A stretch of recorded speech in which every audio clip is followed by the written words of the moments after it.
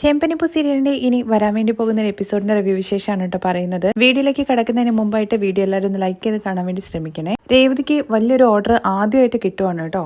അതിന് രേവതി പോവാതിരിക്കാൻ വേണ്ടിയിട്ട് ചന്ദ്രമതി തനിക്ക് വയ്യ എന്ന് അഭിനയിച്ചുകൊണ്ട് രേവതിയെ അന്നേ ദിവസം പിടിച്ചു നിർത്തുന്നുണ്ട് വീട്ടില്. എന്നാൽ രേവതിയാണെന്നുണ്ടെങ്കിൽ നമ്മുടെ വർഷ പുതിയൊരു ഫോൺ മേടിച്ചു കൊടുത്തിട്ടുണ്ടല്ലോ, ആ ഫോണിൽ വീഡിയോ കോൾ ചെയ്തിട്ട് അവിടെ എന്തെല്ലാം കാര്യങ്ങളാണോ ചെയ്യേണ്ടത് അതെല്ലാം ചേച്ചിമാരും അതുപോലെ തന്നെ ദേവും ശരത്തും സച്ചിയും എല്ലാവരും അവിടെ മണ്ഡപത്തിലുണ്ട്. അവരെടുത്ത് കാര്യങ്ങളെല്ലാം പറഞ്ഞു കൊടുത്തിട്ട് നല്ല ഭംഗിയായിട്ട് തന്നെ ആ ഡെക്കറേഷൻ വർക്ക് ചെയ്ത് തീർക്കുന്നുണ്ട്. ചന്ദ്രമതിക്ക് വയ്യാത്തത് കൊണ്ട് തന്നെ ചന്ദ്രയ്ക്ക് വേണ്ട കാര്യങ്ങളെല്ലാം രേവതിയാണെങ്കിൽ വീട്ടിലിരുന്നുകൊണ്ട് ചെയ്യുന്നുണ്ട് കേട്ടോ. അങ്ങനെ ഈവനിങ്ങിലാണ് ചന്ദ്ര ഹേമയുമായിട്ട് ഫോണിൽ സംസാരിക്കുന്നത് കേൾക്കുന്നത്.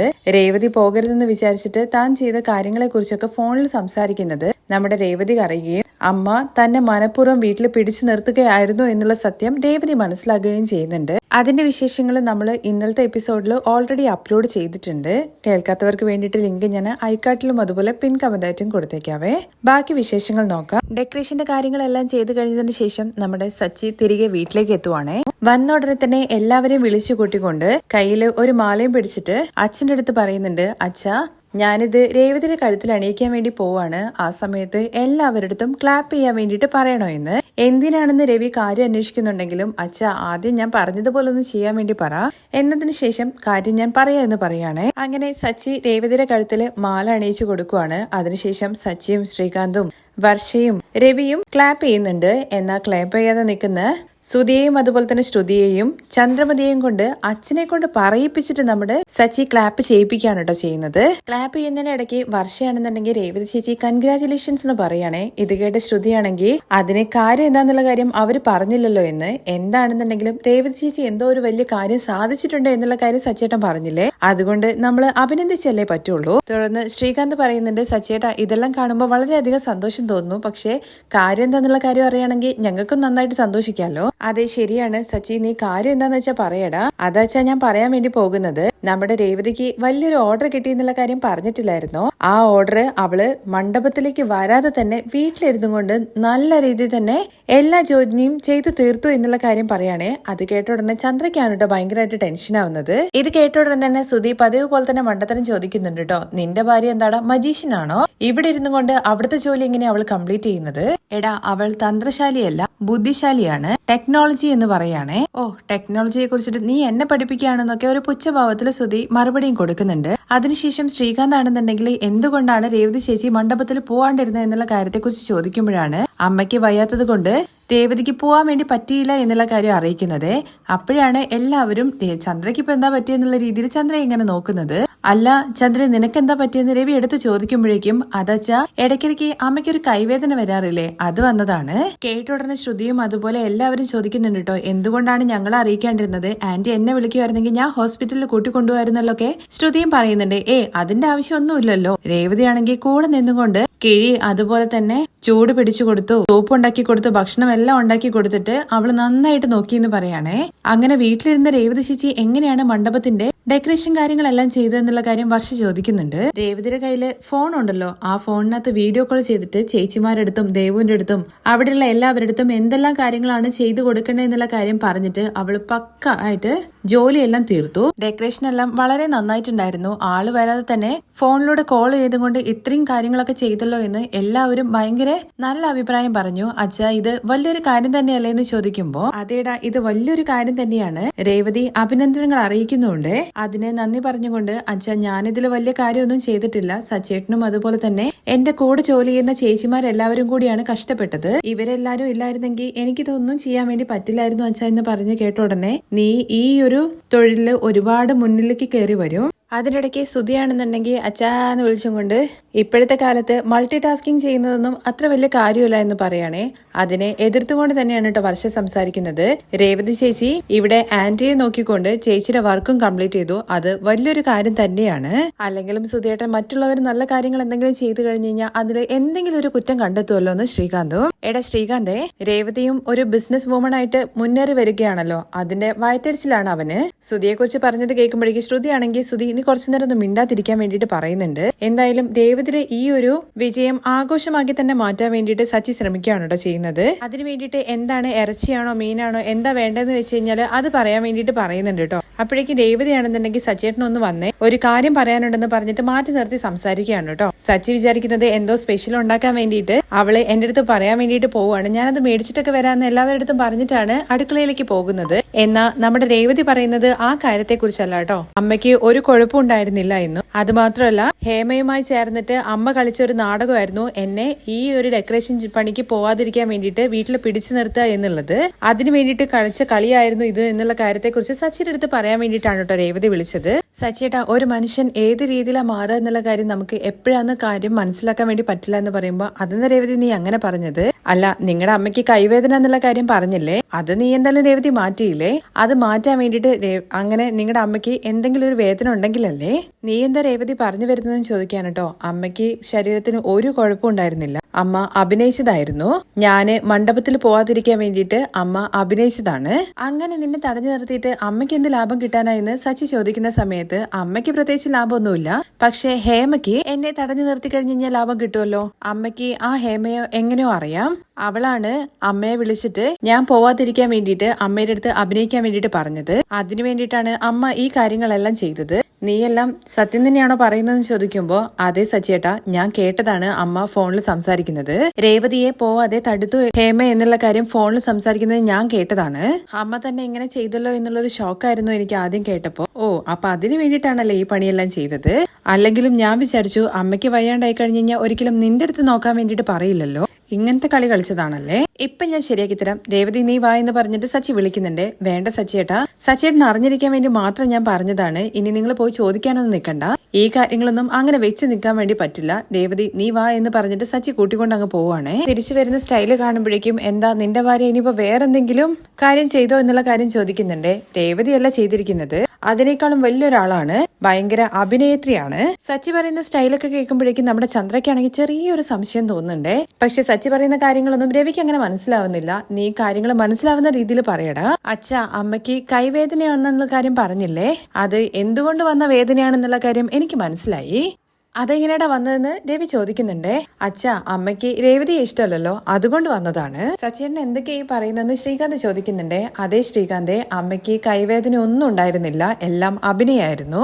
അഭിനയിച്ചു എന്നോ? അതെ അച്ഛാ, രേവതിക്ക് ഇത്രയും വലിയൊരു ഓർഡർ കിട്ടിയല്ലോ, അത് ചെയ്യാതിരിക്കാൻ വേണ്ടി രേവതിയെ മണ്ഡപത്തിൽ വിടാതെ തടുത്തു നിർത്താൻ വേണ്ടിയിട്ടാണ് അമ്മ ഇങ്ങനെ ഒരു അഭിനയം കാഴ്ചവെച്ചത്. ഇത് കേൾക്കുമ്പോഴേക്കും ചന്ദ്രമതിയുടെ തല ഇങ്ങനെ കുനിയുന്നുണ്ടേ. എന്ത് ചെയ്യാൻ അച്ഛാ, രേവതിക്കാണെന്നുണ്ടെങ്കിൽ പൂ പോലത്തെ മനസ്സാണല്ലോ, അമ്മയ്ക്ക് വയ്യാതെയാണല്ലോ എന്ന് വിചാരിച്ചിട്ട് അമ്മയ്ക്ക് വേണ്ട കാര്യങ്ങളെല്ലാം അവളുടെ വർക്കെല്ലാം മാറ്റി വെച്ചിട്ട് ഇവിടെ നിന്ന് ചെയ്തു കൊടുത്തു. അച്ഛൻ പറയാറുണ്ടല്ലോ എപ്പോഴും നല്ലവർക്ക് നല്ലത് മാത്രം സംഭവിക്കൂ എന്നുള്ള കാര്യം. അതുപോലെ തന്നെ രേവതിയാണെന്നുണ്ടെങ്കിൽ മണ്ഡപത്തിൽ പോവാതെ അവളുടെ ഫോൺ വെച്ച് തന്നെ അവളുടെ ജോലിയെല്ലാം അവൾ തീർത്തു. നീ ചുമ്മാ വെറുതെ ഓരോന്ന് പറയണ്ട, അമ്മ എന്തിനാണ് അങ്ങനെയൊക്കെ ചെയ്യുന്നതെന്ന് ശ്രുതി ചോദിക്കുന്നുണ്ട്. അതല്ലേ സച്ചേട്ടൻ പറയുന്നത്, ആന്റിക്ക് വേദനയൊന്നും ഉണ്ടായിരുന്നില്ല, രേവതി ചേച്ചി പോവാതിരിക്കാൻ വേണ്ടിയിട്ട് അഭിനയിച്ചതാണെന്ന് വർഷ ചോദിക്കുന്ന സമയത്ത് വർഷ എന്തിനാണ് ആന്റി അങ്ങനെ ചെയ്യുന്നത്, ആന്റിക്ക് അങ്ങനെ രേവതിയെ തടയുന്നതുകൊണ്ട് ഒരു യൂസും ഇല്ല എന്ന് ശ്രുതി പറയുന്നുണ്ട്. സച്ചി വേണമെന്നുണ്ടെങ്കിൽ വെറുതെ ആന്റിയുടെ മേലെ പഴിയിടും, ഒരിക്കലും ആന്റി അങ്ങനെ ചെയ്യില്ല എന്ന് തന്നെയാണ് കേട്ടോ ശ്രുതി പറയുന്നത്. ഇത് കേട്ട സച്ചി പൗഡർ എടുത്ത് എന്ന് വിളിച്ചുകൊണ്ട്, നീയോ അതുപോലെ ഈ ഓടിപ്പോയവനോ എന്തെങ്കിലും വലിയ കാര്യം ചെയ്യുകയാണെന്നുണ്ടെങ്കിൽ അമ്മ ഒന്നും ചെയ്യില്ല. എന്നാ രേവതിയാണെന്നുണ്ടെങ്കിൽ പേരെടുക്കുന്നത് അവർക്ക് ഇഷ്ടമല്ല. കാരണം രേവതി ഇഷ്ടമില്ലാത്ത മരുമകളും ഞാനാണെങ്കിൽ ഇഷ്ടമില്ലാത്ത മകനും ഞങ്ങളെ ജോലിയെ തകർക്കാൻ വേണ്ടിയിട്ട് ആദ്യ ആളായിട്ട് തന്നെ വന്നു നിൽക്കും. അത്രയും നേരം മിണ്ടാതിരുന്ന ചന്ദ്രയാണെന്നുണ്ടെങ്കിൽ അങ്ങനെയൊന്നുമില്ല, ചുമ്മാ ഇല്ലാത്തതൊന്നും പറഞ്ഞുണ്ടാക്കണ്ട എന്ന് പറയാണേ. ഉള്ളത് തന്നെ ഞാൻ പറഞ്ഞത്. സച്ചേട്ടാ, അമ്മയ്ക്ക് ഇഷ്ടമല്ല എന്നുള്ളതൊക്കെ സത്യം തന്നെയാണ്, പക്ഷെ ഒരു ജോലി തടയുന്ന രീതിയിൽ അമ്മ എന്തിനാ അങ്ങനെയൊക്കെ ചെയ്യുന്നെന്ന് ശ്രീകാന്ത് ചോദിക്കുന്നുണ്ട്. എടാ ശ്രീകാന്തെ, അമ്മ തനിയെ ഒറ്റയ്ക്ക് ചെയ്തതല്ല ഇത്, പുറത്ത് ഒരു ലേഡി ഉണ്ട്, സിറ്റിയിലുള്ള എല്ലാ മണ്ഡപ ഡെക്കറേഷൻസും ചെയ്യുന്നവള്. അവർക്ക് രേവതി ഇപ്പൊ പുതിയതായിട്ട് തൊഴിൽ മുന്നേറി വരുന്നത് ഇഷ്ടപ്പെട്ടില്ല. ആ ലേഡിയും നമ്മുടെ അമ്മയും തമ്മിൽ എങ്ങനെയോ ലിങ്ക് ആയിട്ടുണ്ട്. രണ്ടുപേരും കൂടി ചേർന്നിട്ടാണ് രേവതിയെ വക വരുത്താൻ വേണ്ടിയിട്ട് ഇങ്ങനെ ചെയ്തിരിക്കുന്നത്. ഇതെല്ലാം കേട്ട് ചന്ദ്ര ആകെ ടെൻഷൻ അടിച്ചിരിക്കുവാണേ. എന്താ ചന്ദ്ര ഈ പറയുന്നത്, ഇത് എന്ത് പണിയാണെന്നൊക്കെ ചോദിക്കുമ്പോ നിങ്ങൾ എന്താ രവിയേട്ട അവന്റെ വാക്കും കേട്ടിട്ട് എന്നെ ചോദ്യം ചെയ്യാണോ, ഞാൻ ഒരിക്കലും അങ്ങനെ ചെയ്യുന്നൊന്നും ഇല്ലെന്ന് പറയുമ്പോ അവൻ ചുമ്മാ കള്ളം പറയുന്നതാണെന്നൊക്കെ പറയുന്നുണ്ട് കേട്ടോ. അവൻ ഇങ്ങനത്തെ കാര്യങ്ങളൊന്നും ഒരിക്കലും കള്ളം പറയില്ല എന്ന് രവി പറഞ്ഞു കേട്ട ഉടനെ എനിക്ക് ഇടയ്ക്കിടയ്ക്ക് കൈയും കാലൊക്കെ വേദന വരുന്നത് രവിയേട്ടനും അറിയാവുന്നതാണല്ലോ, ഞാൻ അഭിനയിച്ചൊന്നും അല്ല എന്ന് ചന്ദ്ര പറയുന്നുണ്ട്. ഇത് കേട്ട ഉടനെ തന്നെ വർഷ ചോദിക്കുന്നുണ്ട് കേട്ടോ, അങ്ങനെ ആന്റിക്ക് വല്ല വേദന വന്നിട്ടുണ്ടായിരുന്നെങ്കിൽ ഒന്നെങ്കിൽ അങ്കിളിനെ വിളിക്കണമായിരുന്നു, അല്ലെങ്കിൽ ശ്രുതി ചേച്ചിയെ വിളിക്കണമായിരുന്നു. ഒരിക്കലും രേവതി ചേച്ചി ഇവിടെ പിടിച്ചു നിർത്തേണ്ട കാര്യമില്ല, കാരണം രേവതി ചേച്ചി ആന്റിക്ക് കാര്യങ്ങൾ ചെയ്തു തരുന്നത് ആന്റിക്ക് എന്നെ ഇഷ്ടമല്ല. അതിന് സപ്പോർട്ട് ചെയ്തുകൊണ്ട് ശ്രീകാന്ത് പറയുന്നുണ്ട്, കറക്റ്റ്, രേവതി ചേച്ചി എന്ത് ചെയ്തു കഴിഞ്ഞാലും അമ്മയ്ക്ക് അത് ഇഷ്ടമല്ലല്ലോ. ഇപ്പൊ മാത്രം എങ്ങനെയാണ് അമ്മ കിഴി പിടിക്കാനൊക്കെ അനുവദിച്ചു കൊടുത്തത്? ഇതിൽ നിന്ന് തന്നെ മനസ്സിലായി എന്തോ തെറ്റുണ്ട് എന്നുള്ള കാര്യം. ഇനിയിപ്പോ ഒന്നും ചെയ്യാൻ വേണ്ടി പറ്റില്ലല്ലോ എന്നുള്ള രീതിയിൽ പെറുപെറുക്കുന്നുണ്ട് ചന്ദ്ര. അത് കേട്ട് വർഷയാണെന്നുണ്ടെങ്കിൽ ആന്റി എന്ന് വിളിച്ചുകൊണ്ട് ഹോണസ്റ്റ് ആയിട്ട് വർക്ക് ചെയ്യുന്ന എല്ലാവരെയും ആരൊക്കെ തടുക്കാൻ വേണ്ടി നോക്കിക്കഴിഞ്ഞു കഴിഞ്ഞാലും അവര് ഉയരങ്ങളിലേക്ക് പോയിക്കൊണ്ടേയിരിക്കും. വർഷ, നീ പറഞ്ഞത് കറക്റ്റ് ആണ്. രേവതിയുടെ വളർച്ച അങ്ങനെ ആരെ കൊണ്ടും തടയാൻ വേണ്ടി പറ്റില്ല. 3-4 പേര് നമ്മുടെ ചുറ്റിനും നല്ലവരുണ്ടായാൽ മാത്രം മതി. ആരൊക്കെ എന്തൊക്കെ രീതിയിൽ ചെയ്യാൻ വേണ്ടി ശ്രമിച്ചു കഴിഞ്ഞാലും നമ്മളെ ആർക്കും തകർക്കാൻ വേണ്ടി പറ്റില്ല. അച്ഛാ, അമ്മ രേവതിയെ തനിയെ ചങ്ങലക്കിടാന്ന് വിചാരിച്ചതാണ്. എന്നാൽ രേവതിയുടെ ഒപ്പം ചേച്ചിമാരും അതുപോലെ തന്നെ രേവതിക്ക് പൂ വാങ്ങാൻ വേണ്ടി പണം കൊടുത്ത് സഹായിച്ച വർഷയും ശ്രീകാന്തും ഒക്കെ ഉണ്ടല്ലോ. പക്ഷെ അമ്മ ചെയ്ത പണി കണ്ടോ അച്ഛാ? ഇത് നോക്ക് ചന്ദ്രേ, നേർമയായിട്ട് അധ്വാനിക്കുന്ന ആൾക്കാർക്ക് കഷ്ടതകൾ വരും. പക്ഷെ അവര് മുന്നേറി വരിക തന്നെ ചെയ്യും. കാരണം അവർക്ക് തുണയായിട്ട് ദൈവം ഉണ്ടാകും. നീയെന്നല്ല ഏത് കൊമ്പം വിചാരിച്ചു കഴിഞ്ഞു കഴിഞ്ഞാലും തടുത്തു നിർത്താൻ വേണ്ടി പറ്റില്ല. അത് തകർക്കാൻ വേണ്ടിയിട്ട് നിന്നെ പോലെയുള്ള ആൾക്കാരുള്ള സമയത്ത് കൊടുക്കാൻ വേണ്ടിയിട്ട് ശ്രീകാന്തും അതുപോലെ വർഷയും പോലത്തെ ആൾക്കാരുണ്ടെന്നുള്ള കാര്യം മനസ്സിലായില്ലേ? ചെറിയ പിള്ളേർക്കുള്ള പക്വത പോലും ചന്ദ്രേ നിനക്കില്ലേ? മതി സച്ചിയേട്ടാ, നിർത്ത് എന്ന് പറയുന്നുണ്ട് കേട്ടോ. കൂടുതൽ പറഞ്ഞ് വഷളാക്കണ്ട എന്നുള്ള രീതിയിൽ. രേവതി, അങ്ങനെ നിർത്താനൊന്നും പറ്റില്ല. നിനക്ക് വെറും മാല മാത്രമല്ലായിരുന്നു, പൊന്നാടയും കൂടി അണിയിക്കണായിരുന്നു. മതി മതി എന്ന് പറഞ്ഞിട്ട് സച്ചിയെ കൊണ്ട് നിർത്തിക്കുന്നുണ്ട്. അത് കഴിഞ്ഞ് രവിയാണെന്നുണ്ടെങ്കിൽ, ചന്ദ്രേ, നിന്റെ ഈ മൗനം കണ്ടാൽ തന്നെ അറിയാം നീ തെറ്റ് ചെയ്തിട്ടുണ്ടെന്ന്. ഇല്ലാന്നൊരിക്കലും അമ്മയ്ക്ക് പറയാൻ വേണ്ടി പറ്റില്ല. കാരണം അമ്മ ഫോണിൽ സംസാരിക്കുന്നത് രേവതി കേട്ടു അച്ഛാ. ഇത് കേട്ടിട്ട് രവിക്ക് തന്നെ ഭയങ്കര അപമാനമായിട്ടാണ് തോന്നുന്നത് കേട്ടോ. കുറച്ചെങ്കിലും പ്രായത്തിന്റെ പക്വത കാണിച്ചൂടെ ചന്ദ്രേ നിനക്ക്? ഇനിയെങ്കിലും ഇമ്മാതിരത്തെ പണിയൊന്നും ചെയ്യാതിരിക്കേ. അച്ഛാ, അതൊന്നും കുഴപ്പമില്ല അച്ഛാ, അവരെന്താണോ ചെയ്യേണ്ടതെന്ന് വെച്ചാൽ ചെയ്യട്ടെ. അച്ഛാ, എതിർപ്പ് വന്നു കഴിഞ്ഞാൽ മാത്രമേ ഉള്ളൂ അതെല്ലാം താണ്ടി ജയിക്കണം എന്നുള്ളൊരു മോട്ടിവേഷൻ വരുള്ളൂ. രേവതി, നീ ആരംഭത്തിൽ തന്നെ നിന്നെ ഔട്ടാക്കാൻ വേണ്ടി വെച്ചിരിക്കുന്ന ആ ബോളിന് നീ 6 അടിച്ചു. നമ്മുടെ വളർച്ച ആർക്കും തടുക്കാൻ വേണ്ടി പറ്റില്ല. ഇത് നല്ലൊരു അവസരമായിട്ട് നമ്മുടെ സച്ചി ഉപയോഗിക്കുകയും അതുപോലെ തന്നെ സച്ചി വേറൊരു ബിസിനസ് ആരംഭിക്കാൻ വേണ്ടിയിട്ട് പോകുന്നുണ്ട് കേട്ടോ. അതിന് വേണ്ടിയിട്ട് ചന്ദ്രയുടെ വീടിന്റെ അഡ്രസ് ആണ് കൊടുക്കേണ്ടത്. കാരണം അവരൊരു പുതിയ ഡ്രൈവിംഗ് സ്കൂൾ ആരംഭിക്കുകയാണ്. അപ്പൊ വരുന്ന ആൾക്കാർക്കൊക്കെ ഈസി ആയിട്ട് ആക്സസ് ആവുന്ന ഒരു അഡ്രസ് ആണല്ലോ നമ്മുടെ ചന്ദ്രയുടേത്. അടുത്തായതുകൊണ്ട് തന്നെ അതിന്റെ ഒരു പ്ലാൻ ഉണ്ടായിരുന്നു. പക്ഷെ അതിനെ കുറിച്ചിട്ട് നേരിട്ട് ചെന്ന് പറഞ്ഞു കഴിഞ്ഞാൽ ചന്ദ്ര എന്തായാലും സമ്മതിക്കില്ല. ഇത് നല്ലൊരു അവസരമായിട്ട് കണക്കാക്കി തന്നെ അതിനെ കുറിച്ചിട്ട് എല്ലാവരുടെ മുമ്പെന്ന് പറയാണ്. ഇപ്പൊ ചന്ദ്രയ്ക്ക് എതിർത്തിട്ട് ഒന്നും പറയാൻ വേണ്ടി പറ്റില്ലല്ലോ, ഒരടി കിട്ടിയിട്ട് നിൽക്കുവാണല്ലോ. ആ അവസരം മുതലെടുത്തുകൊണ്ടാണ് സച്ചി ഈ ഡ്രൈവിംഗ് സ്കൂളിനെ കുറിച്ചിട്ട് പറയുന്നത്. ഞാന് പുതിയൊരു ബിസിനസ് തുടങ്ങാൻ വേണ്ടി പോവാണ് അച്ഛാ. ഇത് കേട്ട ഉടനെ തന്നെ എല്ലാവരും ഇങ്ങനെ ഭയങ്കര ഷോക്കായിട്ട് സച്ചിയെ തന്നെ അങ്ങനെ നോക്കുവാണേ. മറ്റാരുമല്ല, ചന്ദ്രയും അതുപോലെ ശ്രുതിയും സുതിയുമാണ്. അന്ന് ഉടനെ തന്നെ രവി ചോദിക്കുന്നുണ്ട്, അച്ഛാ ഡ്രൈവിംഗ് സ്കൂള്? ഓ, ഡ്രൈവിംഗ് സ്കൂളാണോ? അതെ അച്ഛാ, എനിക്കത് മാത്രമല്ലേ അറിയുള്ളൂ. ഞാനും മഹേഷും കൂടി ചേർന്നിട്ടാണ് പുതിയ സ്കൂൾ ആരംഭിക്കാൻ വേണ്ടി പോകുന്നത്. ഇപ്പോൾ ട്രിപ്പൊക്കെ വളരെ കുറവാണല്ലോ, അതുകൊണ്ട് രാവിലെയും വൈകുന്നേരവും ഡ്രൈവിംഗ് പഠിപ്പിച്ചു കൊടുക്കാന്നാ വിചാരിക്കുന്നത്. ഇത് കേട്ട രവിയാണെങ്കിൽ നല്ലൊരു കാര്യം തന്നെയാണ്. എപ്പോഴും നമ്മൾ ഒരു തൊഴിൽ ചെയ്തുകൊണ്ടിരിക്കുന്ന സമയത്ത് മറ്റൊരു തൊഴിലും കൂടി നമ്മുടെ കയ്യിലുള്ളത് നല്ല കാര്യം തന്നെയാണ്. പിന്നെ ഇനിയിപ്പോ അതിന്റെ ഒരു കുറവും കൂടി ഉള്ളൂ. ഓൾറെഡി ഒരു ജോലി ചെയ്യുന്നുണ്ട്, അതങ്ങനെ മര്യാദയ്ക്ക് അങ്ങ് ചെയ്താൽ പോരെ എന്നൊക്കെ ചന്ദ്ര ചോദിക്കുന്നുണ്ടേ. നീയൊന്നും മിണ്ടാതിരിക്കും ചന്ദ്രേ. ഞാൻ ചെയ്ത ജോലി എന്ന് പറയുന്നത് ഗവൺമെന്റ് ജോലിയാണ്. അതിനൊരു സുരക്ഷിതത്വം ഉണ്ട്. ജോലിന്റെ കാലാവധി കഴിഞ്ഞാൽ പിന്നെ പെൻഷനും കാര്യങ്ങളൊക്കെ കിട്ടുമല്ലോ. എന്നാൽ സച്ചിയൊന്നും അതുപോലെയല്ല. അതുകൊണ്ട് അവൻ വേറൊരു ജോലിയും കൂടി ചെയ്യുന്നത് നല്ലതാണെന്നാ പറയുന്നത്. അച്ഛാ, അതിനു വേണ്ടിയിട്ട് വീടിന്റെ മുമ്പിൽ ഒരു ബോർഡ് വെക്കണമെന്ന് പറയണേ. നീ വെച്ചോടാ. ഇത് കേട്ട ഉടനെ തന്നെ ശ്രുതിയാണെങ്കിൽ, അയ്യോ അങ്കിൾ എന്ന് ഇങ്ങനെയൊക്കെ പറയുന്നത്? ബോർഡ് വെച്ച് കഴിഞ്ഞ് കഴിഞ്ഞാൽ ഇത് കൊമേഴ്ഷ്യൽ ഇടാകും. പിന്നെ ടാക്സ് അതുപോലെ തന്നെ ഇലക്ട്രിസിറ്റി ബില്ല് എല്ലാം കൂടി വരും. ഓ, അങ്ങനെയാണോ? ഇവന്റെ സ്കൂൾ ആരംഭിക്കാൻ വേണ്ടിയിട്ട് എന്റെ വീടേ കിട്ടിയുള്ളൂ എന്നുള്ള കാര്യം ചന്ദ്ര അപ്പൊ ചോദിക്കുന്നുണ്ടേ. അങ്ങനെ എന്റെ വീടിന്റെ അഡ്രസ്സിൽ അങ്ങനെ ബോർഡൊന്നും വെക്കണ്ട എന്ന് പറയുന്നുണ്ടേ. അച്ഛാ, ബോർഡ് ഒരു 3-4 ദിവസത്തേക്ക് വെക്കുള്ളൂ. അത് കഴിഞ്ഞ് കഴിഞ്ഞാൽ നല്ല റോഡുണ്ടല്ലോ, അവിടെയാണ് പഠിപ്പിച്ചു കൊടുക്കാൻ വേണ്ടി പോകുന്നത്. അതെ അച്ഛാ, കാർ ഓടിക്കുന്ന ആരും വീടിനുള്ളിലേക്ക് വരാൻ വേണ്ടി പോകുന്നില്ലോ എന്ന് രേവതി പറയുമ്പോ, അതല്ലേ പറഞ്ഞത് ഇവിടെ അതൊന്നും പറ്റില്ല എന്ന്. ഇത് എന്റെ വീടാന്ന് ചന്ദ്ര പറയുമ്പോഴേക്കും എന്റെയും കൂടി പേരിലുള്ളതാണെന്ന് രവി. അവരൊരു ജോലി തുടങ്ങുമ്പോഴേക്കും അത് കെടുക്കാൻ വേണ്ടിയിട്ട് ആദ്യ ആളായിട്ട് തന്നെ നീ വന്ന് നിൽക്കുമല്ലോ. കറണ്ട് ബില്ല് വന്നു കഴിഞ്ഞ് കഴിഞ്ഞാൽ അവൻ കെട്ടിക്കോളും. നിന്റെ പ്രശ്നം എന്താണ്? സച്ചി, നീ മുന്നേറ്റത്തെ കുറിച്ചല്ലേ ചിന്തിക്കുന്നത്? ഈ റൂട്ടിൽ തന്നെ പോ. നീ വലിയ ആളായിട്ട് വരും എന്ന് പറഞ്ഞിട്ട് അച്ഛൻ എല്ലാ സപ്പോർട്ടും കൊടുക്കുവാണ്. ചന്ദ്രയാണെന്നുണ്ടെങ്കിൽ വായ മൂടി അവിടെ ഇരിക്കാന്നല്ലാണ്ട് വേറെ ഒന്നും ചെയ്യാൻ വേണ്ടി പറ്റാത്ത അവസ്ഥയിൽ നിൽക്കുവാണ്. രവിയേട്ട, ഞാൻ പറയുന്നൊന്ന് കേൾക്കുന്നു പറയുന്നുണ്ട് കേട്ടോ നമ്മുടെ ചന്ദ്രയാണെങ്കിൽ അതെങ്ങനെങ്കിലും നിർത്താൻ വേണ്ടിയിട്ട്. പക്ഷേ നീ കൂടുതലൊന്നും പറയണ്ട, ഞാൻ പറഞ്ഞത് നീ അങ്ങോട്ട് കേട്ടാൽ മതി. കൂടുതലായിട്ട് സംസാരിച്ചു കഴിഞ്ഞ് കഴിഞ്ഞാൽ ചിലപ്പോൾ നിന്റെ വായ്ക്ക് വേദന വരും എന്ന് പറഞ്ഞിട്ട് രവി അവിടുന്ന് കയറി പോവാണേ. ഇത് കേട്ടിട്ട് വർഷമൊക്കെ ചിരിച്ചു നിൽക്കുന്നുണ്ട് അവിടെ. എല്ലാം കഴിഞ്ഞതിന് ശേഷം രേവതി ചോദിക്കുന്നുണ്ടോ, സച്ചേട്ടൻ എന്താ ഈ സമയത്ത് ഇതിനെ കുറിച്ച് പറഞ്ഞെന്ന്? ഞാൻ രേവതി നിന്റെ അടുത്ത് മുന്നേ പറഞ്ഞിട്ടില്ലായിരുന്നോ കറക്റ്റ് സമയം വരുന്ന സമയത്ത് ഇതിനെ കുറിച്ച് പറയാ എന്ന്? ഇപ്പോ അമ്മയുടെ മേലൊരു തെറ്റ് വന്നല്ലോ, അതുകൊണ്ട് അമ്മ എന്ത് പറഞ്ഞു കഴിഞ്ഞാലും അച്ഛൻ അത് എടുക്കില്ല. അതുകൊണ്ടാണ് ഈ സമയത്ത് തന്നെ പറഞ്ഞത്. ഇതെല്ലാം കേട്ട് ശ്രീകാന്തും എല്ലാവരും ചിരിച്ചോണ്ട് നിൽക്കുന്ന രംഗത്തോട് കൂടിയിട്ടാണ് മറ്റൊരു എപ്പിസോഡിന്റെ രംഗം അവസാനിക്കുന്നത്.